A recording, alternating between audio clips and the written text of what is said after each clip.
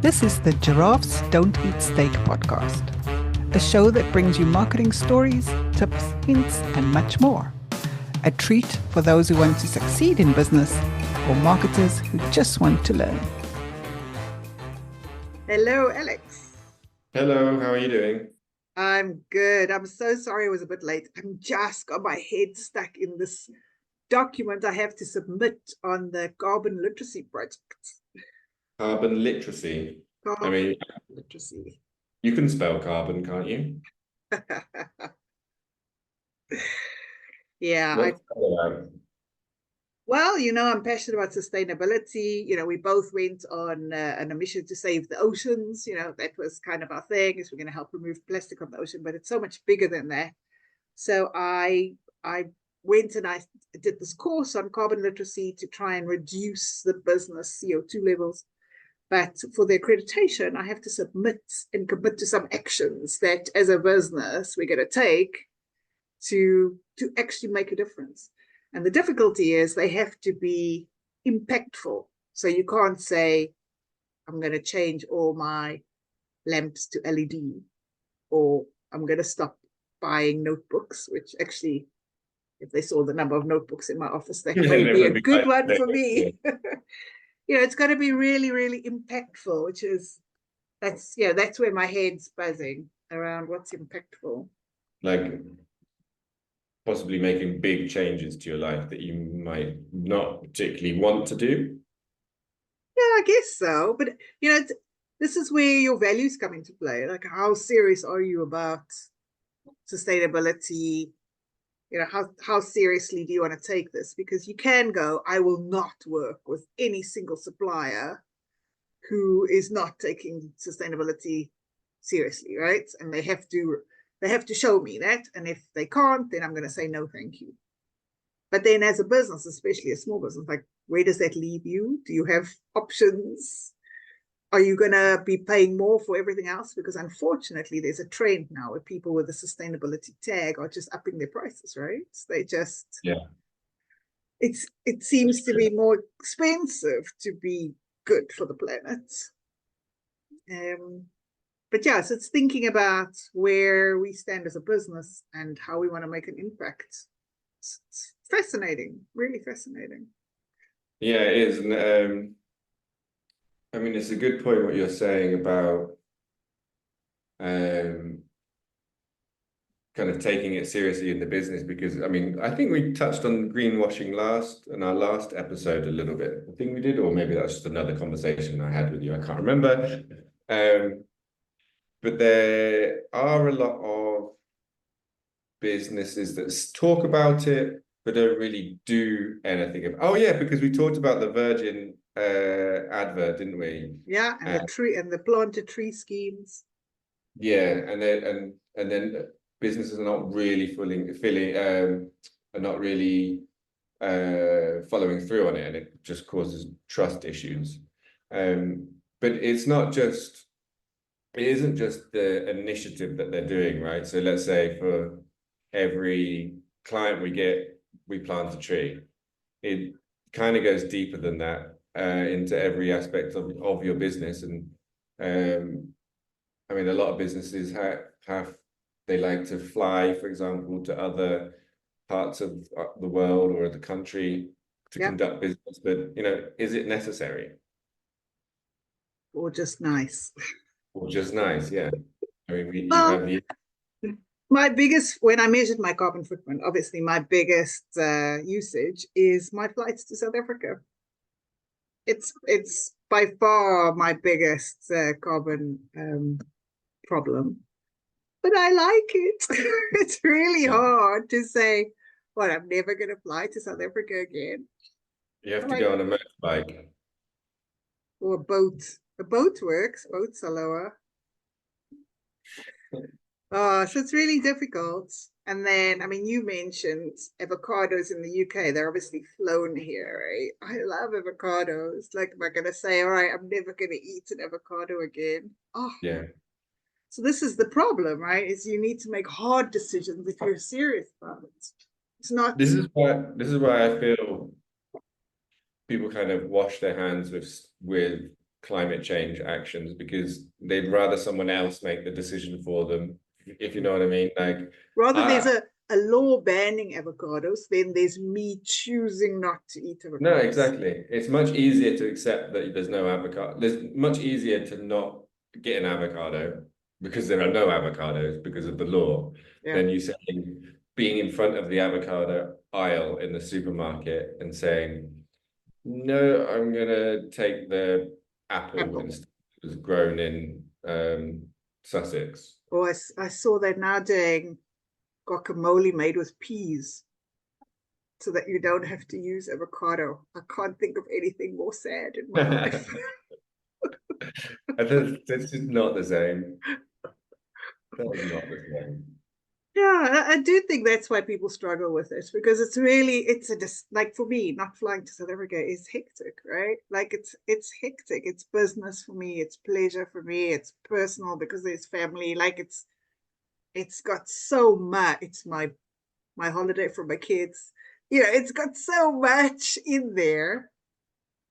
I would have to find replacements for all of that, right? So, like, how do I do all of that? Because that's what that one trip does for me. But it's killing the planet. So what do I do? Yeah, and it's a really difficult one, and I think all of these crossover between making those decisions in your business cross over to your personal life as well, right? I mean, we talk about the changes in your business and doing them for a marketing point of view for your business, but ultimately it's affecting you personally. And I feel like people just don't want to do it. It's really, really difficult. With the flights, what is the biggest carbon emission industry that emits the most carbon? What is it? Do you know, after your carbon literacy coursework? I should know, right? Is it transportation or is it? Transportation was up there. I made notes. I tell you what will help us is a good Google search using Google's. Or ask ChatGPT, right? What is the biggest carbon emitter? Well, China. It just says China. It would be China, right? Yeah, it's fossil fuels, I guess. What is the largest component of it? Fossil fuels, coal, oil, and gas.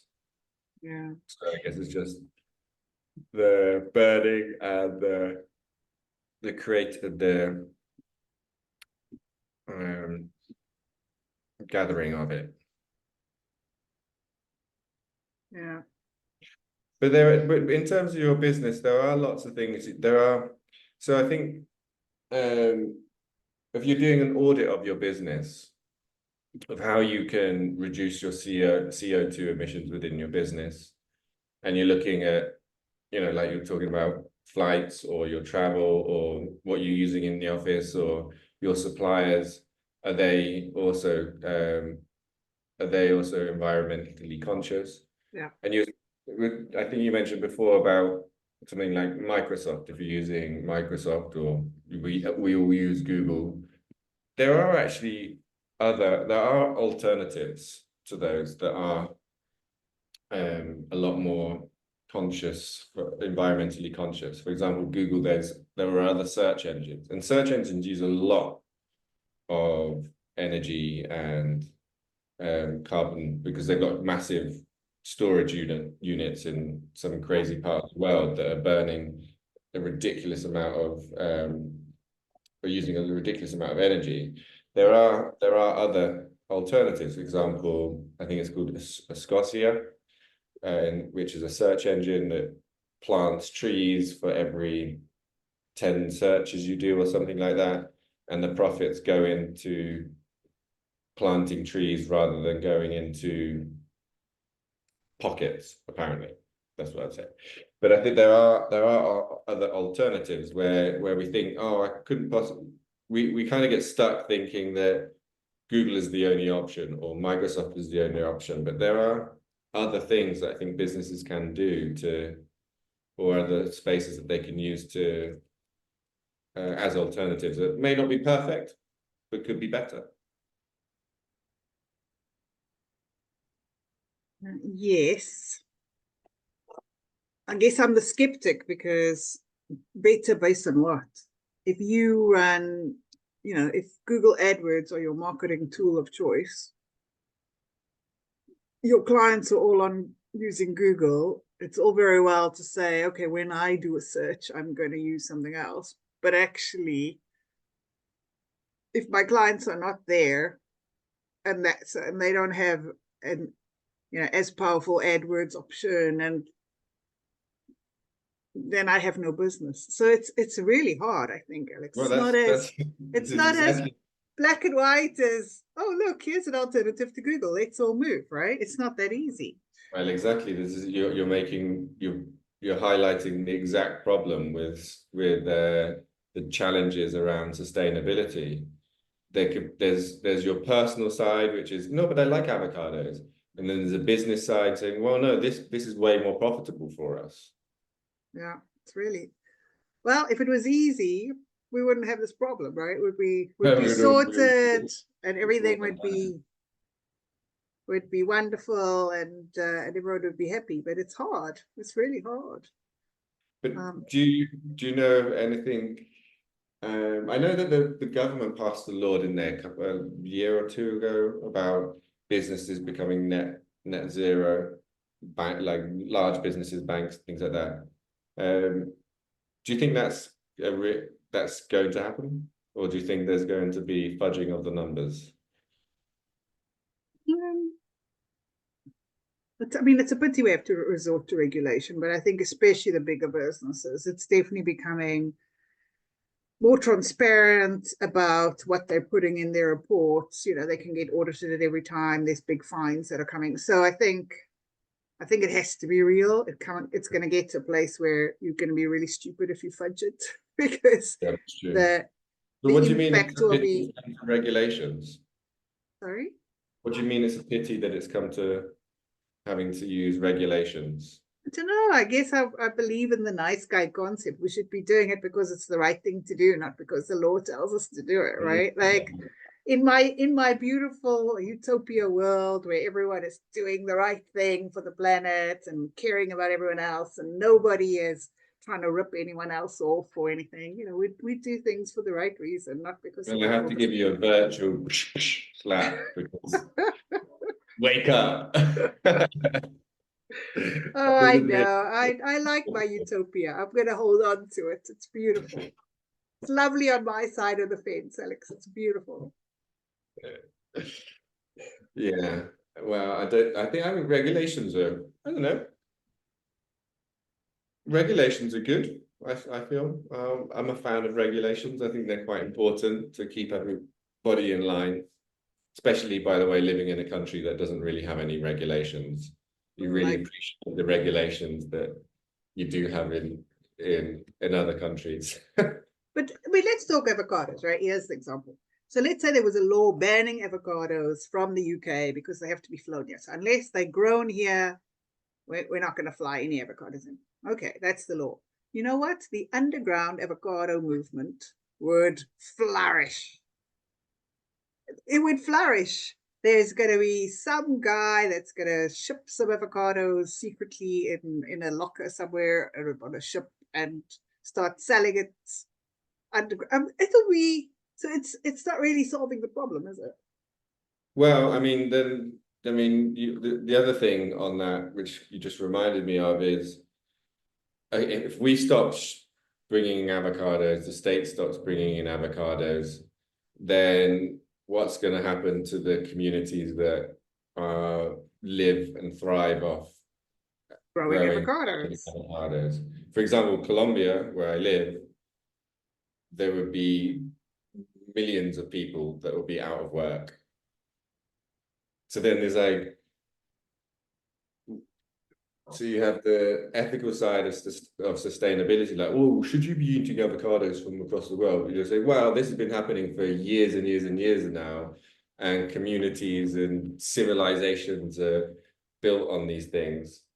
What's the ethical So the same was decision? said of slavery. Huh? The same was said of slavery. It's been happening for years and years and years. These communities built on this. All these ship owners that bring the slaves across, they'll be out of jobs. No, but I It mean, doesn't make it right. I'm talking from like a human rights point of view. Slavery was not right from a human rights point of view, but people Well, for the guy whose job it was to pick up the slaves and bring them here, he lost his job. Yeah, but he was involved in slavery. But if someone's growing avocados and then they suddenly lose their job, their livelihood, and which would be a lot of people around the world, and then what happens to them? What solution are we then obligated to give them a replacement? Well, it's interesting. I talk to my kids about this a lot. When I was growing up, there were all these adverts about cigarettes, right? Cigarettes were good for you. They encouraged pregnant women to smoke cigarettes. Doctors said, Camel was the best cigarette to smoke. I mean, there was all these ads talking about how good cigarettes were for you. Yeah. And then someone woke up and went, oh my goodness, this is actually bad for you. It's causing cancer. Now, there was businesses built on the cigarettes, right? Yeah. There were farmers, there was businesses built, the packers, the guys who made those stupid little boxes that they come in with a little foil wrapper, and like huge businesses built on cigarettes that all of a sudden we changed our minds. Sorry, cigarettes are not good for you anymore. But for the greater good, some people lose out. And so is shipping avocados not part of that greater good? That's my question to you. So I understand, but then the question is, who decides that? Who is the decision maker who is going to decide which part? Is it shipping avocados? Is it overseas flights? Who is, when you get to regulations, now you get to who is that deciding body that is going to decide that one person's livelihood is less important than the greater good. I don't know. Anyway, we're way off marketing. This is not a marketing topic, but it is something, whatever our business is, for us to think about, right? Because there's impact coming. We had the same conversation with AI. There's an impact coming, or the impact is here. And how are we preparing our businesses, either for the consumer's reaction? And it to be simple stuff, like if you're sending out goods. In fact, Amazon, if you're listening, I'm pointing at you. Why do you send one small little thing in a giant cardboard box? Just think about the impact to the planet, Amazon. But although someone pointed out that their name is Amazon, so maybe they own a whole lot of trees, and so actually they're in the cardboard box business. Yeah. And they're making a lot of money off cardboard boxes. Different thought. But it's to think about, how are you packaging? Are you sending out lots of plastics? And just to be aware of those changes that your consumers may be insisting on at some point. You may have regulations coming that insist on that are insisting on that. So being proactive about those choices and thoughts, because if you've thought about it and you've planned for it, it's much easier than if a law comes and you suddenly have to do it. Yeah. I mean, think of COVID. Up your sleeve. Exactly. I mean, think even of COVID, how hard it was for businesses to transition online. Some businesses even failed. They couldn't do it, right? Some businesses did it really well. But it's because there was no choice. Whereas the businesses that had been online for a long time, had been thinking about it, had created the infrastructure, it was much easier to shift and to move than those who had never even considered the possibility and had to figure it out overnight. So it's the same with sustainability, I think. Being aware, keeping yourself informed, staying in touch with your clients. What do they want? What is their motivations? What's the noise? What are they saying in the Facebook groups? And be honest about what you're doing as well. especially if you're talking about it publicly. Yeah, definitely be honest. Yeah. And then like you're saying, so if you're, for example, we worked in a business where we were flying quite a lot before. We're flying like every 2-3 weeks.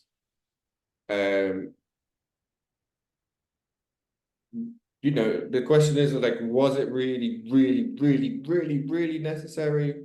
Or could we cut those down? Could we have done online meetings instead? Or could we had other initiatives? I think there's lots of businesses that are in that same situation.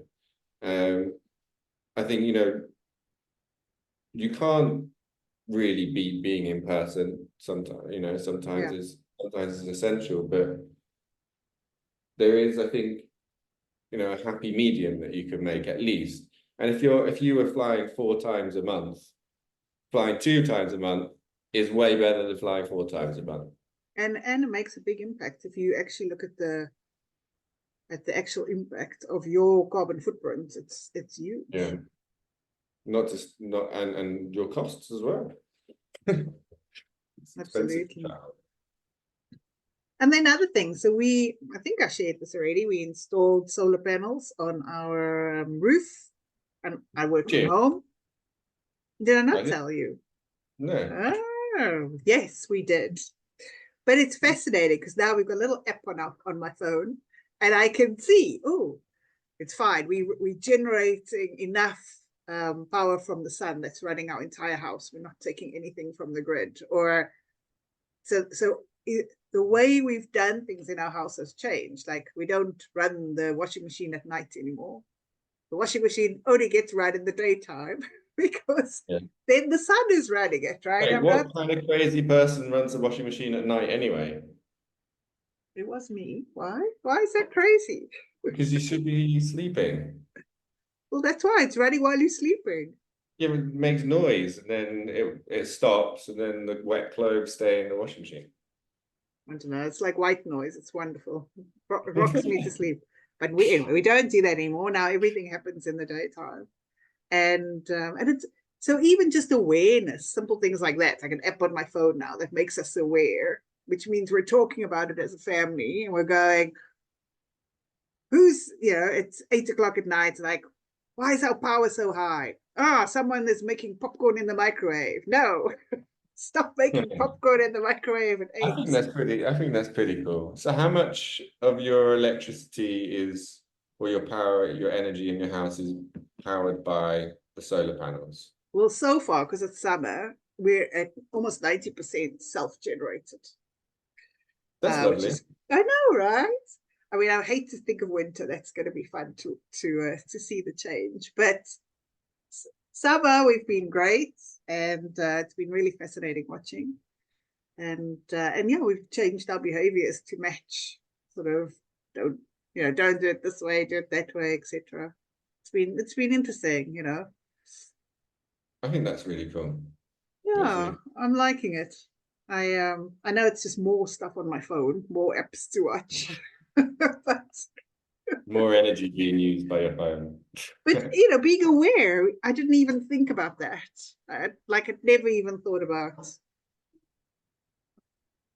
the time of day we run stuff, right? I mean, I suppose it didn't matter before, unless there's some energy providers that have nighttime tariffs and things like that, right? Which are cheaper at night, etc. But just being aware and changing your behaviors is awesome. Yeah, that is true. I think you've now got a replacement of how do I explain this? Like, having the notification and seeing it really helps you. Like, it keeps you motivated. So, like, maybe there's ways that we can, I don't know, find a motivator in what we're doing. Somehow, you know what I mean? Like, so if we cut down something in your business, replace it with something else.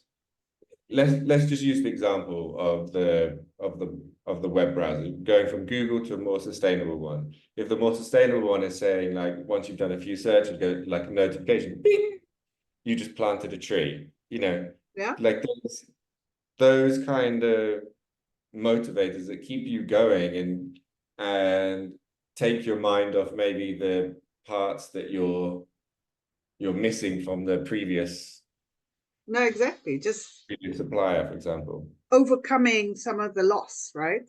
Yeah, that's it. Because Yeah, there will be loss.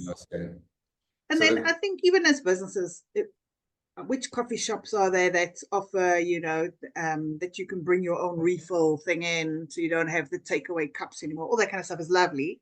But how do you remind someone to bring it? Like, how often? Even the plastic bag thing. Okay, I now keep plastic bags in my boot of my car and everywhere, just so that I don't forget. But still, I'll run into the shop and go, do I run back to my car? I don't want to run back to my car. yeah. So what can, is there ways in our processes we must think about, how do we reward our customers for doing the right thing? And but also help them. You got to help someone make it easier. Is it a reminder when they step out of the car that you get an instant message going, "Oh, you're going shopping? Have you grabbed your bag, Erica?" Yeah. Right? Like, surely with all the tracking and whatever that's available nowadays, you can do that. It's like, just literally every time I step out of my car, just say, "If you're going shopping, remember your bag." Like, just they would help me a lot. I mean, I may get annoyed after a while, but yeah, and even for businesses that really are serious about being more environmentally conscious, if they're changing one of their processes that affects their customers, or a piece of technology that affects their customers, exactly what you were just saying, help them. Don't let them just feel a loss. Let them see the benefit of what you're doing. Make sure that you're still taking them down the path of least resistance, and you're not causing any additional problems. So you got to think about how that is affecting your customer, every decision that you're making as well. It might, because they might not just buy into, oh, it's environmentally friendly. Okay, that's great. It's environmentally friendly, but it adds an hour onto my day, and I don't like that. But if you giving them help, support that helps them to get over that change, then that's a good way of kind of keeping both sides happy whilst being environmentally friendly. No, absolutely. And if you're a business that's implementing stuff for your employees, also think further. So, for example, if you're going to do cycle to work schemes, which sounds lovely, right? You can cycle to work. Please provide a shower so that people, because no one's going to want to come to work all sweaty, and it's inconvenient. And somewhere to look like. Have somewhere to where they can park their bicycles, right? Like, you don't want to have, you're not going to come in and you're going to search for an hour to find somewhere to park your bicycle. Have a locker.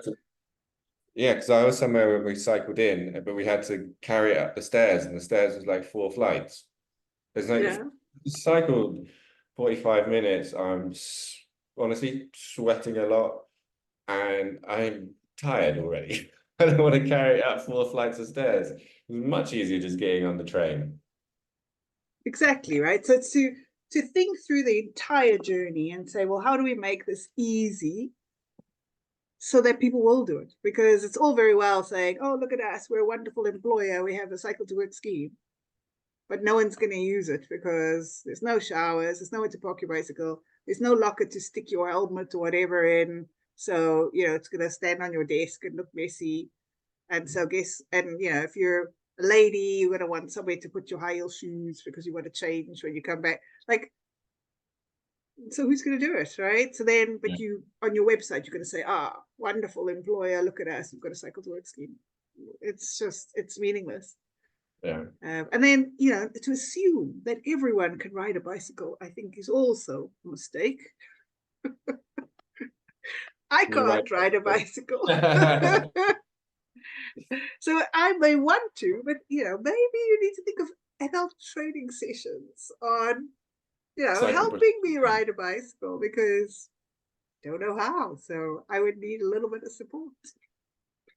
Yeah. Just think about your customer.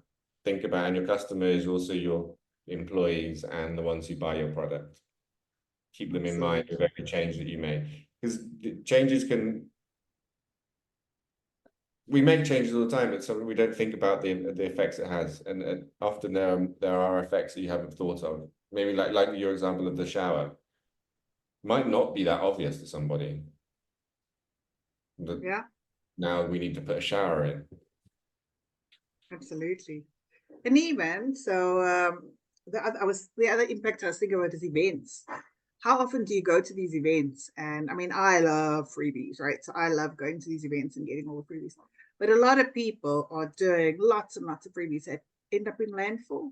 So just thinking through that, right? Is the quality, is it made of cheap plastic? Is it, a stress ball that everyone throws in the bin? Is it, what it is? And make sure that it's going to have use. But then also, not only the item, think through the packaging of it. What's the use if you had a wonderful, you get these pencils now that you can plant in the ground when you're finished with it and it becomes a tree or flower or whatever, but it comes in plastic wrap. Like, what a waste. What a waste. And where's it coming from? Sorry, if it's coming from China, it has to be flown here. It's, perhaps you'll pay a little bit more for something local, but your carbon footprint is going to be far less. So there's so many touch points in our business. I think that people you just need to take a step back, take some time out, work with your teams and think through. And sometimes getting an outside opinion is worth it, because we're also ingrained in our business. So just asking someone for an hour chat, come and have a quick look at my business and give me a view as to where you can see easy wins to help reduce that. And the carbon literacy course you've been doing, would you recommend it to any business owners? Does it make you think about things that you haven't necessarily realized or thought about before? Oh, definitely. But I'm a sponge for knowledge, as you know. I love learning new stuff. It's like I have to be. And I like knowing everything. I don't like knowing a little bit. So, definitely, if you want knowledge, if you want to really understand what you're doing, if you want to understand how to make a real difference, find a course. There's lots of options available now. Make sure it's accredited, obviously, and done by the right people, etc. But increasing your knowledge can never hurt. Can never hurt, unless you become overwhelmed. So to be careful of that. It starts causing anxiety. Sometimes living in ignorance is bliss. It's bliss. It's bliss. But like South Africa with its load shedding, you think, oh, that must be really good for the environment now, right? Like, the electricity's off for 4 or 5 hours a day. That must be awesome. That might be because of corruption, which is the money funneling into people's pockets who are then using it to fly around the world. Exactly. So then it's not good at all. Awesome. Well, key takeaways, Alex. Mine would be, if you're making a change, think about how it affects your employees and your customers, and help them with that transition. Don't just kind of leave them in the lurch and wondering why you made that change or how it really affects it helps the environment, but it's not helping me. It was making my life a little bit harder, but help them on that journey in learning and understanding, and give them support or an alternative. That would be my takeaway. And mine would be, let's be aware all of these things are impacting our consumers, and impacting our consumers will eventually impact our business, whether it's through legislation or through customer behavior. So being aware and keeping our eyes open and actually being proactive about some things rather than being forced to do it feels like it can be a smart thing to do. So, having blinkers and saying, oh, this will never affect me, I think maybe short-sighted. So, just keep your eyes open. You don't have to change everything. I'm definitely not canceling all my South Africa flights with immediate effect. But I can, now that I'm aware, maybe I don't need to go 4 times a year. I can rethink it and make sure that my trips are, maybe I go for a month instead of lots of short ones, because that's a whole reduction in flight. So there's ways we can adapt. We don't have to, we don't have to all start wearing sackcloth and live in huts. We can still keep our businesses running, but make proactive steps, right? Yeah, that's a really good point. Like it. Awesome. Well, have a good week, Alex. You too. And we'll Talk catch up. again. Bye. Bye-bye. That wraps up this episode of Giraffes Don't Eat Steak. Thanks for joining us. I hope you found value in our discussion and got some new ideas to apply to your own business. Tune in next week for another round of marketing insights and inspiration. If you enjoyed this episode, please leave us a review and subscribe on Apple Podcasts, Spotify, or wherever you listen to podcasts. We appreciate you listening. Catch you next time on Giraffes Don't Eat Steak.